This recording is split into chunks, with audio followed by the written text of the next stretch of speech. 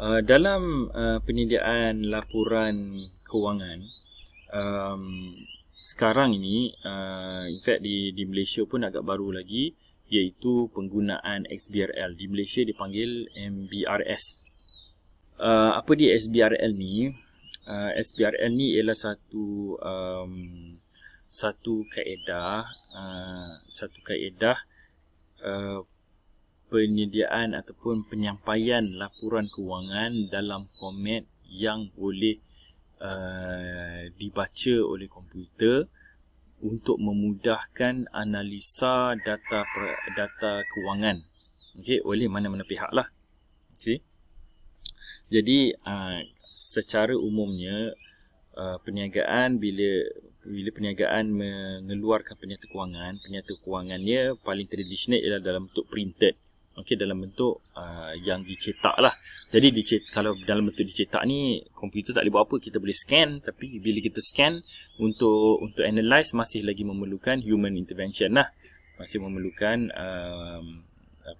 kemahiran lah untuk kita menukar data tersebut yang kita telah scan. Tapi di samping itu, bila adanya komputer ataupun dengan advent dengan kehadiran teknologi komputer, maka penyata kewangan bukan sahaja di dalam bentuk printed, tetapi penyata kewangan juga boleh disampaikan, boleh disebarkan dalam bentuk soft copy. So soft copy boleh jadi dalam bentuk text file, dalam bentuk teks, dalam bentuk PDF report, dalam bentuk spreadsheet, dalam bentuk HTML. Jadi daripada data perakaunan, sistem akan menyediakan laporan dengan arahan orang yang mengendalikan komputer tersebut lah. Dia akan menghasilkan laporan dalam salah satu daripada 4 format ni, dan daripada format-format ini akan disampaikan kepada pelbagai pengguna. Tapi apabila pengguna mendapat format-format ini, untuk pengguna boleh analyze, maka mereka perlu memasukkan balik data tersebut ke dalam sistem mereka. Mereka perlu susun data tersebut,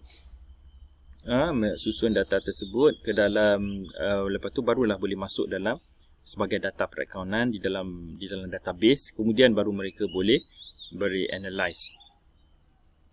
Sebab bila kita hantar contohnya dalam bentuk PDF, kalau kita scan PDF ataupun PDF dalam bentuk soft copy pun kita simpan dalam komputer, tapi komputer kita masih tak faham data dalam PDF tu. Kalau kita dapat dalam bentuk spreadsheet pun, sebelum kita nak analyze, masih lagi kita perlu human intervention untuk buka spreadsheet, dan dia human perlu interpret dulu setiap sel-sel, setiap kolom di dalam spreadsheet tersebut sebelum dia boleh analyze. Bila dia guna XBRL, jadi dalam XBRL ni, macam saya sebut tadi, dia adalah penyampaian data kewangan dalam bentuk yang boleh difahami oleh komputer. Macam mana data tu boleh difahami oleh komputer?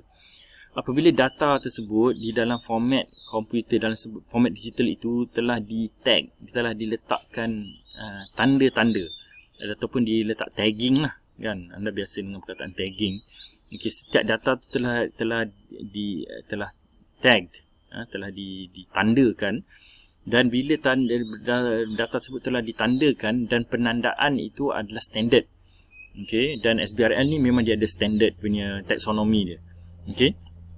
Jadi bila data tersebut telah di-tag, maka bila disimpan di dalam satu komputer yang lain, komputer tersebut boleh diprogram untuk memahami tag tersebut supaya dia boleh terus proses lah.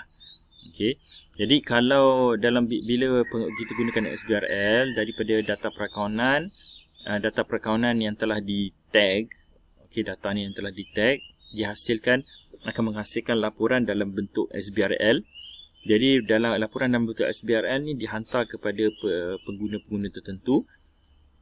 Jadi oleh kerana pengguna tersebut mendapatkan data dalam bentuk XBRL, data yang telah di-tag, jadi mereka terus boleh gunakan analisis software tanpa mereka perlu kenal pasti apa maklumat ni, kan?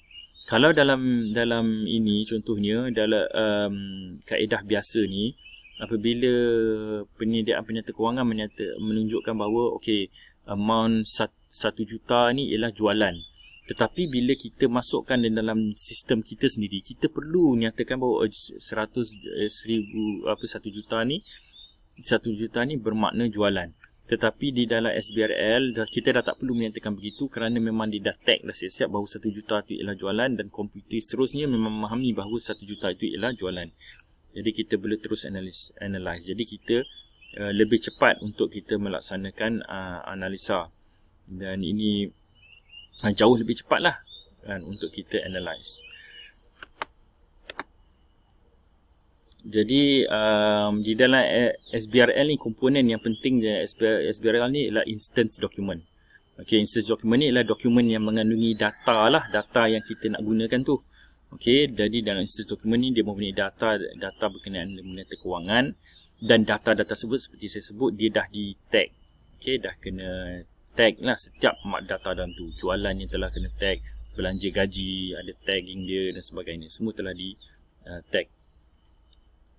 Dan setiap data tu dipanggil sebagai elemen. Kemudian keduanya ialah komponen kedua ialah taksonomi. Jadi dalam taksonomi ni ada skema yang memberi definisi kepada setiap elemen. Dia memberi definisi kepada setiap elemen. Jadi skema ni telah dibangunkan lah. Skema ni satu benda yang telah dibangunkan oleh badan-badan tertentu untuk standardize supaya skema ni digunakan across mana-mana SBRL punya report analyzer lah. Kemudian link basis. Jadi link basis ni dia menceritakan tentang hubungan antara elemen-elemen dari segi reference-nya, dari segi calculation. Contohnya macam mana elemen-elemen boleh dicampurkan lah. Contohnya kalau kita tengok untuk pengiraan belanja, ataupun untuk kita tengok pengiraan perbelanjaan, maka kita boleh campurkan antara belanja gaji, belanja pelbagai, belanja utility. Jadi calculation ni, link based calculation ni dia menceritakan apa benda yang kita boleh tambah, apa benda yang kita tak boleh nak combine, macam itulah. Presentation mana elemen-elemen yang boleh dikumpulkan. Mungkin dalam satu item inventory, di dalam kunci kira-kira, di dalam item inventory tersebut sebenarnya dia adalah gabungan antara work in process, raw material inventory, finished goods inventory. Jadi dalam link basis ni dia akan menceritakan bahawa ini inventory ni, raw material dan sebagainya boleh dikumpulkan dan dijadikan sebagai satu aggregate item, iaitu inventory. Jadi ini ialah komponen-komponen penting dalam SBRL lah, iaitu instance document, kemudian taksonomi. Taksonomi terdiri daripada skema yang menceritakan apa definisi elemen, dan link basis, bagaimana setiap elemen itu berfungsi lah dan berhubung antara satu sama lain. Jadi ini ialah contoh SBRL. Jadi kalau yang bahagian atas ni, panel A ni, dia menunjukkan apabila penyata kewangan ni ditunjuk dalam bentuk tradisional lah, atau dalam bentuk yang orang boleh faham. Tetapi sebenarnya di dalam SBRL, maklumat ini akan digambarkan dalam bentuk macam ni. Kalau kita tengok secara terperinci, kita akan nampak dia seperti programming code lah.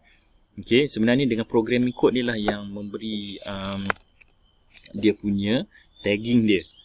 Jadi contohnya data 28,950 in millions. Jadi 28950 apabila dia simpan dalam bentuk SBRL, dia disimpan sebagai 28950000000 ni, tetapi kita lihat dia ada tagging dia.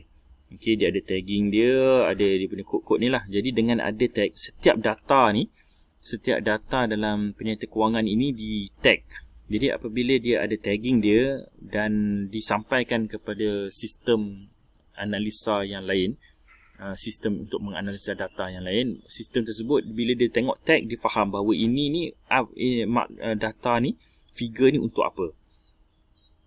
Jadi ini yang bahagian tengah ini menunjukkan bagaimana data di tag dalam bentuk XBRL. Jadi as long as data ni di tag itu XBRL, jadi dia boleh daripada XBRL code ni terus boleh jana dia punya, nak jana kepada PDF ke, nak jana kepada spreadsheet, kepada text file, nak analyze pun boleh. Okay, as long as dia punya data semua ni dalam bentuk XBRL. Tapi kalau data dihantar dalam bentuk format macam ni, okay, jadi tak pasti ni kan. Apa ni, maknanya data komputer tak boleh analyze dalam bentuk macam di atas ni, tapi data komputer boleh analyze dalam bentuk tagging ni.